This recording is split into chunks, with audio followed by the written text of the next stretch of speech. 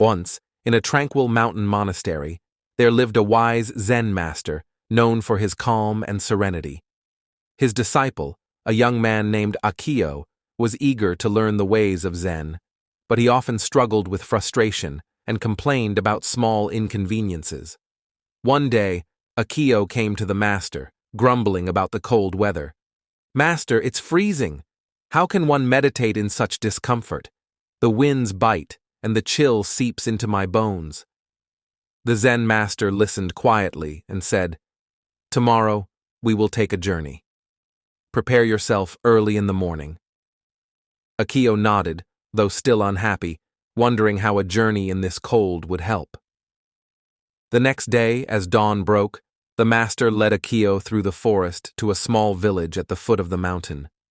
Along the way, Akio complained about the uneven path, the biting cold, and how far they had to walk. The master, however, remained silent. When they reached the village, they saw an elderly woman, bent over with age, carrying a large bundle of firewood. Her face showed no signs of discomfort or distress, despite the heavy burden and the harsh cold. Intrigued, Akio approached her and asked, "Grandmother, aren't you cold? Doesn't this heavy load tire you?" The old woman smiled kindly. "Of course it's cold. And yes, the firewood is heavy. But complaining will not make me warmer or lighten my load. I accept the cold as it is, and the firewood as my duty. Why waste my energy on complaints when I could use it to keep going?" Akio was taken aback by her wisdom.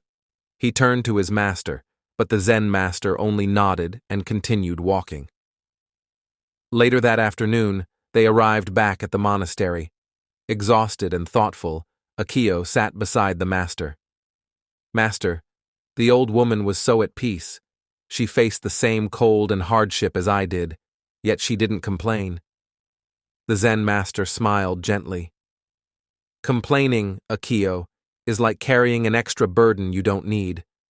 Life presents us with challenges, whether it's cold weather, heavy loads, or difficult situations. You can either accept them and move forward, or waste your strength fighting against them in your mind." He then handed Akio a cup of tea. "Imagine this tea is your mind," he said. "When it's calm, it reflects peace. But when it's stirred by complaints and frustrations, it becomes turbulent, spilling over. The choice to remain calm, despite the storms outside, is always within you." From that day forward, Akio practiced accepting life's discomforts without complaint.